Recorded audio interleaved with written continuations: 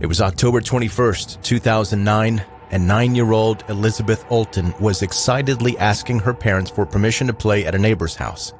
Her mother said it was okay, not knowing that it would be the last time that she would see her daughter alive.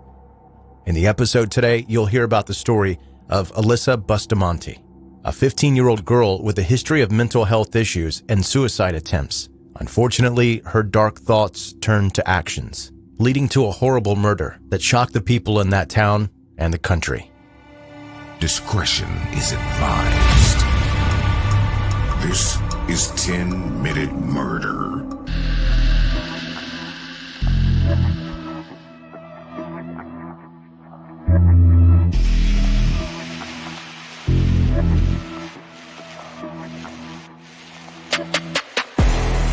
Welcome to 10-Minute Murder, brief and bingeable true crime.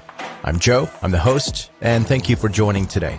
Okay, now if you've ever contacted me wondering about 10-Minute Murder shirts and stickers and stuff like that, I need you especially to open your eyeballs and your earballs for a moment here. Close out that game of Wordle and focus. In the show notes of this episode, you'll find a Linktree link. If you click that Linktree link, the very top option is the new 10-Minute Murder merchandise store. You can get in there and go nuts. If you have no interest in that sort of thing, that's cool too. I'm not going to pressure you into it. If you are connected with 10-Minute Murder on social media, you're going to see me post about the store from time to time, more so now because it's still new. I'm going to be very chalant with it for the next few weeks. And again, if you don't want to buy anything, that's fine too. I get it. No big deal. All right, Joe, nobody cares about your dumb shirts. Let's get to today's story.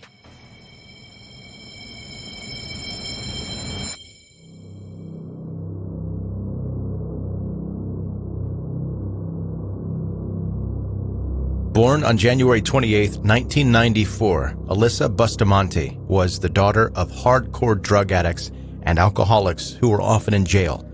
Because of this, she and her siblings were mostly raised by their grandparents in St. Martin's, Missouri. Despite their traumatic childhood, Alyssa seemed like every other teenager in her city. She liked writing poems and joking around with her friends. She also attended the Church of Jesus Christ of Latter-day Saints, even participating in its youth activities. But once Alyssa hit her teen years, it became clear to everyone that there was something deeply wrong with her. In 2007, she was forced to spend 10 days in a psychiatric hospital after a failed suicide attempt. When she was finally released, doctors recommended that she continue taking antidepressants. However, it didn't work and she continued cutting her wrists. Alyssa's erratic behavior continued online, where she listed her hobbies as killing people and cutting on her YouTube and MySpace accounts. She also posted a video that showed her touching an electric fence and encouraging two younger brothers to do the same.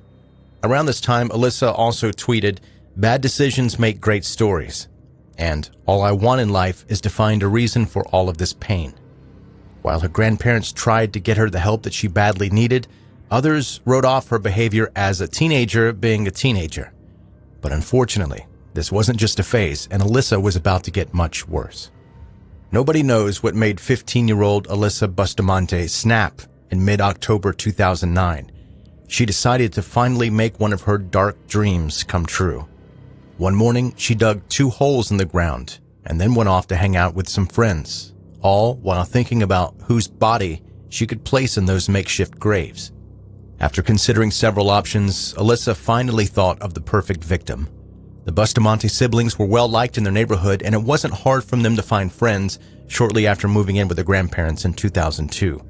One of their regular playmates was 9-year-old Elizabeth Olten, who lived a few houses away. On the evening of October 21st, 2009, Elizabeth begged her parents to allow her to play with Alyssa and her brothers. Her mother relented, and at about 5 p.m., she left home to go over to the Bustamantes. Somehow, Alyssa managed to convince Elizabeth to go into the forest behind their house. There, in the forest, she strangled the 9-year-old girl before slitting her throat and stabbing her several times. She then buried her body in the grave that she had dug a few days earlier. The murder left Alyssa feeling thrilled, and afterward she wrote in her diary, quote, "I just effing killed someone. I strangled them and slit their throat and stabbed them. Now they're dead. I don't know how I feel at the moment. It was amazing. As soon as you get over the 'oh my God, I can't do this' feeling, it's pretty enjoyable. I'm kind of nervous and shaky, though, right now. Okay, I gotta go to church now. LOL. While Alyssa was at church, Elizabeth's parents were frantically searching for her. Around 7 p.m., they called the police, who combed through the nearby forest looking for her. The following morning, FBI agents arrived to help with the investigation, and one of the first people they questioned was Alyssa. She initially denied knowing where Elizabeth was and even used blue ink to cover up the diary entry that she had written after the murder. But when the police seized the notebook and brought in a handwriting expert, Alyssa knew the game was up. She led them to the forest behind her house, where she had covered the shallow grave with leaves. When the authorities dug it up, they found the body of the 9-year-old laying underneath. Alyssa was immediately taken into custody and charged with the first-degree murder of Elizabeth Olten. Her arrest sent shockwaves across the neighborhood, with a friend saying in horror, quote, before all of this, she was a normal 15-year-old girl. This really isn't her. This was not the Alyssa that I knew. Even though Alyssa was only 15, the court decided to try her as an adult due to the brutality of the crime. She entered a not guilty plea, despite her confession and the fact that she had already led police to Elizabeth's body. While in custody, Alyssa regularly tried to harm herself, using her own fingernails to cut her wrists, but she was also put on suicide watch after and began exhibiting signs of anxiety and depression. Because of this, the court granted her lawyer's motion to have her remanded to a psychiatric institution where she could be treated while awaiting trial. On January 30th, 2012, 18-year-old Elizabeth Bustamante finally stood trial for the murder of Elizabeth Olten. To the court's surprise, she pleaded guilty to second-degree murder and armed criminal action. It was then revealed that 2 weeks earlier, she had accepted a plea deal to the lesser charges in order to avoid the death penalty. That meant, though, that she could be released from prison on parole after 30 years. Alyssa's defense team tried to plead for leniency, arguing that she had a troubled childhood with mental health issues and multiple suicide attempts, as well as a family history of drug abuse.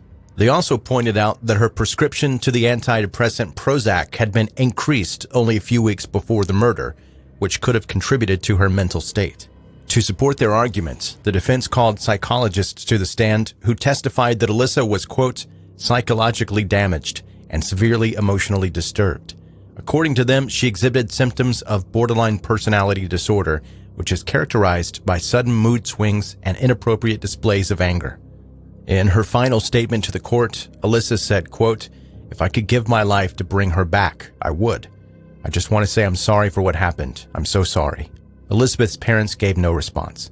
Later, though, Patricia Priest, her mother, would call Alyssa a monster.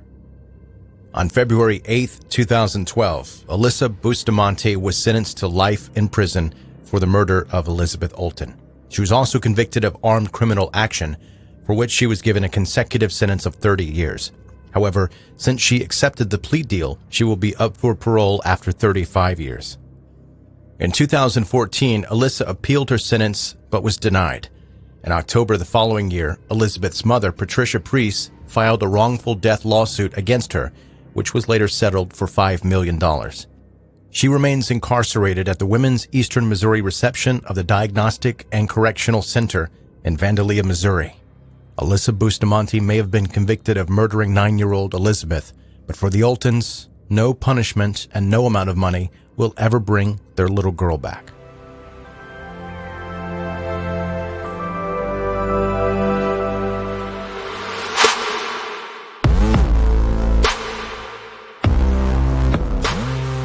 That's today's 10-minute murder. Brief and bingeable true crime. Thanks for being a part of it today. And if this is your first time ever listening to 10-Minute Murder, I'm glad that you took the time out of your day to do that. And I hope that you become a subscriber wherever you're listening right now. Take a look at that and make sure you hit subscribe. It doesn't always say subscribe. They sneakily try to hide it. I don't know why they do this, but sometimes it says follow, or it might say subscribe. Or in the case of like Apple Podcasts, you click that plus button that's at the top right-hand corner. You click that and you become a subscriber and you won't miss any future episodes of 10-Minute Murder.